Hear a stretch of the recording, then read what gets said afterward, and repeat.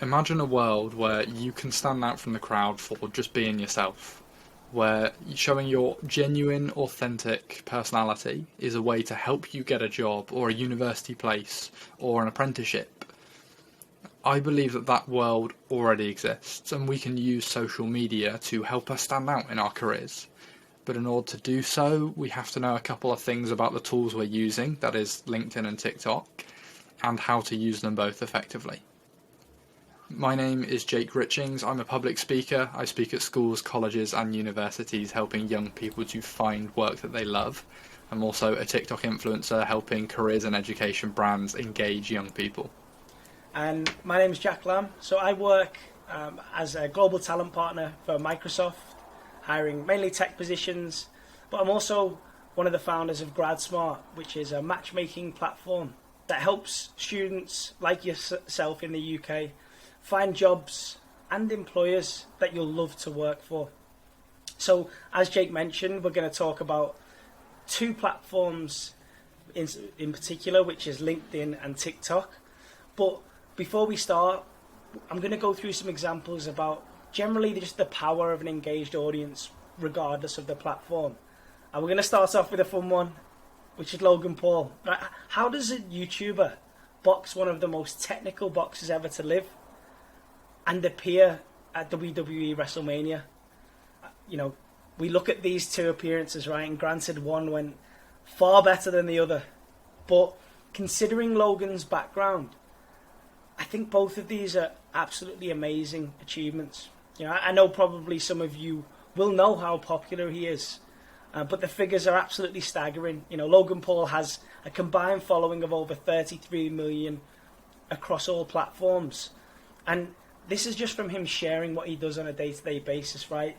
But what this does, this engaged audience, it allows him to pick and choose when and where he goes, what industry he enters. And love him or hate him, Logan Paul is a master of marketing and leveraging his audience to allow him to cross into these areas where, you know, let's be honest, he doesn't really belong. Now, the next example, I couldn't use examples of social media powerhouses without coming to the amazing and talented Kim K. You know, I think it's crazy. How does a company justify paying up to, you know, 500k to even up to $1 million for a single Instagram post? Well, when you think about one post from Kim Kardashian on her page gets 2.5 million likes, thousands of comments, and who knows how many views, as well as the fact that the brands, in this case Skims and Fendi, can use this image and this post as many times as they like, for as long as they like. When you think about that, it's really great value for money. And another fun example here is one of Elon Musk, right? This may be lost on some of you, so I do apologise if you're not into crypto, but I think it's astonishing to think that simple tweets from just one person can impact volatile financial markets so heavily. So whether you know much about it or not, you'll know that financial markets are difficult to predict and are very volatile. But Elon Musk's single tweets have been shown to increase the value of some cryptocurrencies by up to 10 times.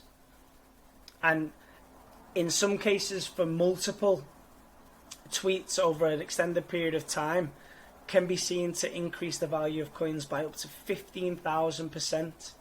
And, you know, that's what Elon Musk is able to achieve. I say achieve, or able to impact with close to 100 million followers on Twitter. Now, of course, that wasn't enough for him, right? He's about to buy the rest. But you see what the power of an engaged audience can do on something so volatile like financial markets, and moving between industries and helping to earn staggering amounts of money. The power of an engaged audience is to allow someone, a group or a business, to take a different direction in their career or even start a career. It's not just about becoming a famous influencer, but this day and age, everyone is a marketer to some degree. And the reason I use the term marketer, we've got a few examples there, but whether it's marketing our lives to our friends, or marketing your skills to an employer on a CV, or marketing yourself in an interview with a potential new boss. We all have to market ourselves, our authentic selves, in a way that the other person wants to engage with or buy from or learn from. Throughout this session, we'll discuss a couple of different ways that you can use LinkedIn and TikTok for the more professional side of you to market yourself and ultimately help you in your work or in your career. So, to start with, I'm going to talk about LinkedIn, right? And I think the best place to start is, how do LinkedIn describe themselves? And that is as the world's largest professional network on the internet. And it's tough to argue with that. Simply, that's what it is. You know, a very large professional network online. But I think it's easy, you know, when we hear that description, to think of LinkedIn as just another professional network or just another social media platform. But it's certainly not the case. I think it's more accurate to think about LinkedIn as a tool, okay? And it's a tool that can be used in many more ways than you would think. Now, they're categorized here, these applications of LinkedIn, broadly as research, networking, and recruitment. Now, you'll see in these examples that there's rarely one that fits into just one of these categories, and there's a lot of crossover. But as we go through these examples, try not to think about what category they're in, right? Try, like Jake said, to think about what jumps out at you. What could you use in your professional or personal life to, you know, implement this strategy for yourself, for your growth? Could you copy and paste some of these examples to help you? And we'll start going through them now, and we'll start with research and networking. So the opportunity to research and network on LinkedIn is vast. That's what it is, right? It's a networking platform. But the vast amount of search filters that LinkedIn offer mean that you can efficiently and effectively research and network at many different levels. So if we talk about industry level, you know, maybe you want to join groups or whatever it may be. You can look at company level, so specific companies, right? Or you can look for people, individuals operating in these companies, in these industries. And then I guess the question there is, all right, we can reach out to these people and research these people, but why would we want to? Now that answer, you know, is annoyingly, it depends. Okay, it depends on what is your situation. Maybe you have a university or a college project that you're working on, and you want to find out what's going on in these industries that your project is talking about. Maybe you want to join groups because you might want to work within a specific industry. You want to speak to people in those groups to find out what's it like to work in this industry. Or maybe you just want to stay up to date with an industry, see what's going on, get live feedback.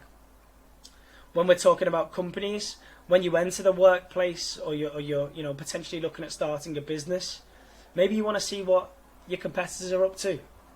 Maybe you want to see employers that are available to you and research them ahead of going to interviews, or maybe ahead of applying.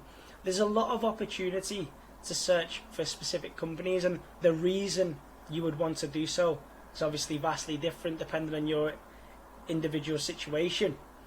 But I think, in my opinion anyway, and this is obviously going to be different for everyone, the most exciting thing about LinkedIn is actually reaching out to other people. That's what it is, essentially, an opportunity to build your network. Now, the opportunity to build your network and reach out to random people might be a little bit daunting if it's something that you haven't done before, if you're early in your career. But I think it's very much worth saying at this point that LinkedIn isn't like Twitter, where it's the person who has the funniest roast gets the most engagement. Often the posts on LinkedIn are the rags to riches stories, or people are, you know, supporting each other. It's a very supportive network, and it's very rare to find these days on social media. You know, there's a lot of examples where you can reach out to people who are so happy to help. You know, whether it's potentially a role model that you want to speak to, maybe it's your peers, you want to find out what it's like working in an industry. Maybe you just want to perform some research, right? You want to see, there's a hiring manager or an interviewer that you're going to see in 2 weeks' time.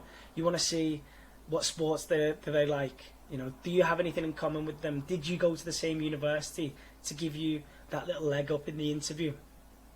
Now we'll come on to some interesting examples now, and one that I absolutely love, and I think it's great and easy to use. I've used it plenty of times myself. I've advised a lot of people like yourself to use this tactic. And essentially, let's say you've got an interview for Monzo coming up in 2 weeks for the product design team, right? What you can do here, this is the company page that you will see when you go to LinkedIn. You can see, you know, the number of employees, posts, look what jobs, a range of different things about the company in general. But what we're interested in is who works there, and more specifically than that, what we're interested in is who works in the design team. And you'll see down the bottom here, we've got Yulia, who works as a product designer for Monzo. Now, what you're able to do on LinkedIn is not only search this person out, but connect and send them a message. And, you know, I would suggest asking things like, you know, I've got an interview coming up for the product design team, and I really want to find out from your perspective, what's it like? What skills are most important? Why are you successful? What do you think makes a successful product designer? There's a lot of really powerful questions that you can ask. That means when you go to the interview, you've got significantly more accurate, relevant and important information than anybody else who's going to be interviewing for that role. Now maybe on a one-to-one scale you don't reach out to people, but you want to engage with people generally and more broadly as building a network. And I'm going to use Niall Ratcliffe as an example here. I won't read this post here, but this was one of his first few posts. I think he'd been posting for 2 months at the time, and it basically says, the fact that I'm 20 doesn't mean that I don't know anything. My youthful kind of perspective is an advantage, and people should see it like that. Now that's something that I'd imagine a lot of you would agree with and even think of yourself, and it's not the most groundbreaking opinion. It's just his opinion, his experience, what he feels about a certain topic. But based on that post, he got a huge amount of engagement, 200k plus views, lots of interactions and comments. But the most important thing to look at here is he got 7 full-time job offers, 17 virtual coffees, and 3 new clients. You know, we actually offered him a job. He didn't accept because he was setting up his own business, but we became one of his clients as well. You know, this is something that I was scrolling through LinkedIn and came across Niall and really respected what he was doing and his ability to generate this engagement. And essentially, you know, I think the most astonishing thing about this is he's sharing something that is just his opinion, and you can do that too. Moving on to the other category of recruitment, right? I'm not going to expect you to read all this now, but it shows you, like I said before, the vastness of the search filters that are available on LinkedIn. You know, so we can look at, as recruiters, we can look at the location that you're based in. We can look at what companies you work for. We want to get more specific. We can look at, you know, keywords on your profile. We can look at what you studied, how big the company is that you work for. There's a range of different things that we can search. And the reason that I'm telling you this, you know, maybe you're not a recruiter, right? The likelihood is you aren't.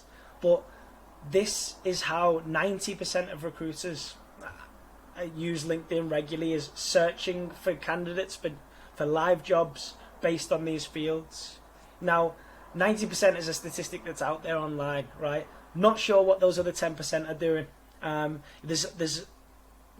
recent years, LinkedIn is the main and in some cases only tool that recruiters use. You know, at Microsoft, we hire 10, 15,000 people per year, and basically all we use is LinkedIn. It's the main tool. So the reason I'm going through this with you now is LinkedIn is hugely valuable for the networking side of things, but also people will approach you for jobs if you have an optimized profile. Now, I don't want to get too daunting and say, if you don't, that's it, you're finished, because, you know, that's certainly not the case. It's not the only way to get a job, but it is a very powerful tool, and you can be in the top 1% of users today. So there's 740 million worldwide users on LinkedIn. 260 million of those are active. And out of those 260 million active monthly users, only 1%, 3 million post weekly. Right, so these 3 million benefit from 9 billion impressions every month. Now, when I say impressions, I'm talking about likes, views, comments, that sort of thing. So if you were to post once per week, you automatically enter the top 1% of LinkedIn and have that visibility within, employers, within potential customers, within, just people to generally build your network. And I've seen it happen time and time again.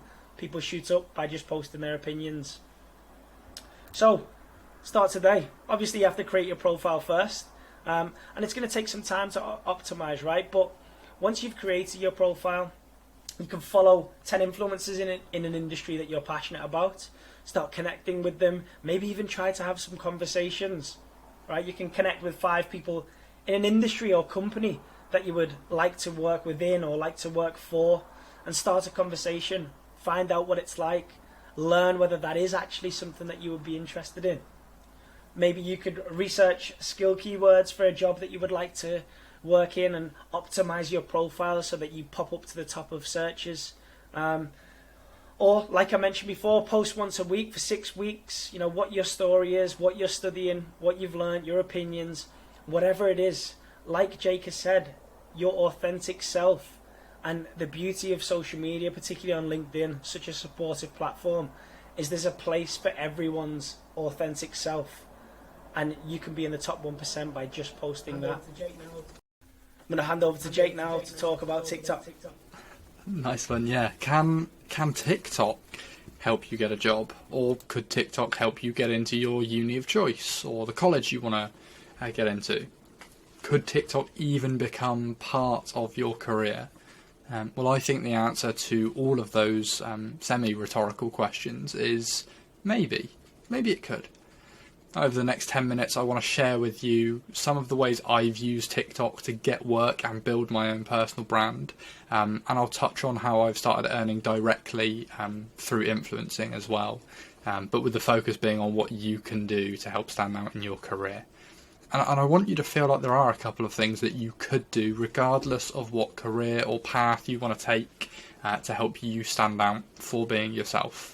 And by the end of today, I want you to view TikTok as a place where you can not only watch hilarious videos, but is also a place of opportunity for you and your professional work side. So how can TikTok help you with your career? Well, I'd like you to imagine for a moment that you're hiring for a job. You're in charge. So you've got to choose between 2 people, right? Whether you're hiring for a job or a uni place or a college, you're in charge on this one. 2 people. Both are equally qualified, right? They're both passionate about their subject. They both have good CVs, but you've got to pick between them. They both say they're passionate, but one of them can show you their passion about the subject by pointing you to a dozen TikTok videos they've done. Okay, they both say that they're good at their work, they're both qualified, but one of them can show you the quality of their work through a load of TikTok videos they've done. Or they both say they can do something, one of them can show you how they do it and teach others to do it through a couple of videos they've done on TikTok. Now, it might be a bit of a trick question, but which one do you choose? You probably choose the one that stands out, right? That's got these TikToks that they can point you towards to show what they've done. Now, the thing is, when you're hiring for a job, when you're in an admissions team, you're not just dealing with 2 people that you've got to choose between. You have to choose between hundreds of applicants, literally hundreds of people. How are you going to stand out from the crowd when it comes to applying for a job or your uni space? It's easier now than ever to stand out because of your work, to show your work on TikTok. Any career, any job has things that you can show or teach or highlight through a video that can help you stand out from other people that apply for those roles that you're applying for too. And you don't, of course, have to use your current TikTok account, but how about making one specifically for this work side, this more professional side of you, so that you could include it on your CV and actually point recruiters to those videos that you've done. Does it work? Does it actually work? I know we've had examples of people like Kim Kardashian and Elon Musk. I think I'd choose someone more important, and that is me. I first started using TikTok in March 2021, so just over a year ago. And I was just sharing education and careers videos, just based on what I'd learned, my experience. And since doing that on and off, I've had over 500,000 views on careers and education videos, what we would call CAG. Just stuff for young people to help them find work that they love, find work that you're good at, that sort of thing. This has led to me being asked to be on 3 different podcasts, a dozen webinars, and even a magazine featuring me and my work, what I talk about, my experience. The same stuff that I speak about in schools is being shared by other people that have seen my TikTok. And people started reading those articles and watching those webinars, and that led to paid work for me. Whether it's speaking or even TikTok influencing, that was the direct outcome of what I'd done, what I started on TikTok like a year ago. TikTok is the proof that I am good at what I do. I haven't written a CV in 2 years, but if I were to write a CV, I could put on there that I'm hardworking or that I'm passionate about careers and education. You might believe me, you don't have to. But if I could back that up by saying, here, have a look at Jake_Richings and I'll prove to you how passionate I am. I can show you how hardworking I am because I've done over 200 videos on there. This helps me get a leg up over other people that want to do the same work as me. Other people that want to speak in schools don't have the same following as me. Other people that want to do work with young people don't have the same credibility. That helps me stand out. I could give you countless other examples of people that have used TikTok to further their careers, but rather than that, I thought I'd just boil down the essence of what they've done that helps. And that is posting videos that are authentic, congruent to themselves, just like the professional side of them, which they would be happy for potential employers, friends, parents, teachers to see. So it's about being yourself, being authentic, but also that more professional side of you, almost like a video CV kind of thing, where you're just being authentic to yourself. Now, if you're considering work as an influencer, I thought I would just touch upon this briefly because I get asked about it a bit. It's not about me, it's not about you as the influencer, it's about helping other people. It's about the problem that you as an influencer solve. So for me, it's not about me, it's about the problem of having work that you don't love, or struggling with mental health because of your career, or feeling uncertain where you want to go. That's the problem I solve, and that's just why people follow me. So have a think about the people you follow as well. What is it that they do for you? Entertainment? Education? Do they help you make decisions about certain types of products? And it's not about building an arbitrary following count as fast as possible. It's really about just posting content with the aim to serve and help other people. Usually those people are pretty similar to you. And you don't need the sort of experience to do that, just the personal experience of, I've struggled with this, or this has helped me, this is my experience, just like Jack mentioned with Niall earlier. Next slide, please. But of course, with everything on social media, and this is sort of an overall point for all social media, let alone your more professional side, this is a quick checklist that I use to make sure it's authentic to me when I post, and that is, would I be happy if my mates saw this? Would I be okay if my parents saw this video, or potential employers or potential customers? How would I feel if they saw it? And this is the big thing that tells the difference between the professional side of you on TikTok and what might be your ordinary TikTok account. Or like your ordinary Insta. Are you happy for these people to see your content? If so, then you can put those things on your CV. Feel free, if you think it's good enough and adds enough value, to say to people that are hiring for you, here's my TikTok and it's relevant. If you're applying for a job in the world of football, for example, then you could have made loads of TikToks about warm-up for football or passing drills or these sorts of things. That's just one example of stuff you could do to stand out from the crowd. You could write about how you've helped people in a football club, or you could show people that as well.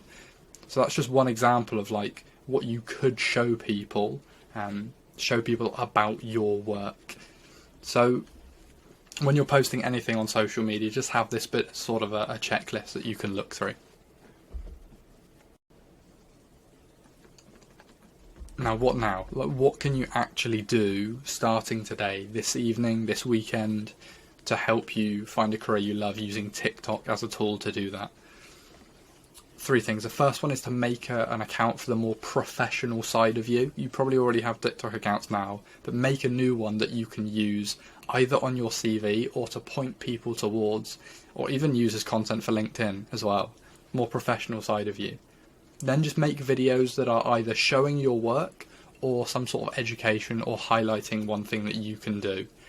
Again, more professional side of you, but that could be football tips, or it could be about books you've read, it could be about the music you're writing.